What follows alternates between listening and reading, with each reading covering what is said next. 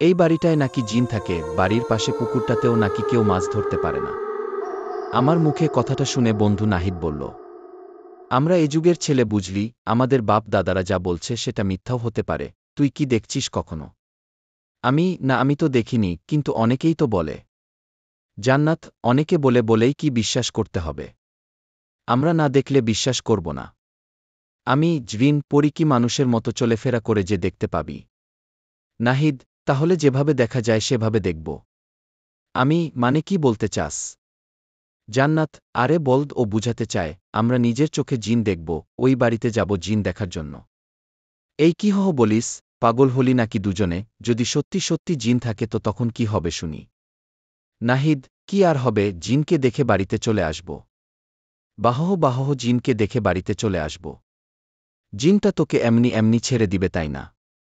নাহিদ, আমাদের দেখতেই পাবে না। আমরা আজ রাতে লুকিয়ে লুকিয়ে ওই বাড়িটায় ঢুকে এক কোণে বসে থাকব। জান্নাত, আইডিয়াটা ঠিক। হ্যাঁ হ্যাঁ, এটা করা যায়। আমি রাজি। তোরা রাজি হলে তো হবে না। আমি রাজি না, আমার ভয় করে।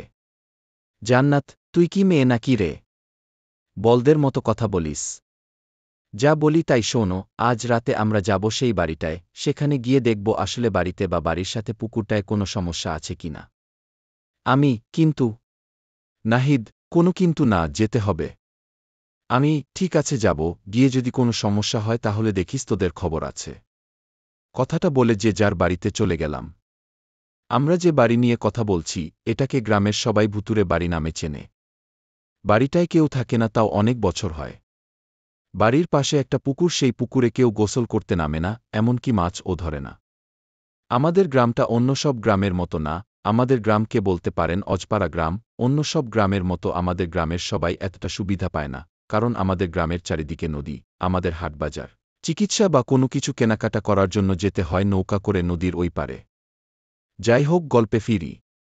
নাহিদ, জান্নাত ও আমি তিনজনই ভালো বন্ধু, ওদের কথামত আজ রাতে যেতে হবে ওই বাড়িতে। জানি না সেখানে গিয়ে কি হবে, জানি না জিন দেখতে পারব কি না। ওদেরকে দেয়া কথামত সন্ধ্যার পর রেডি ছিলাম।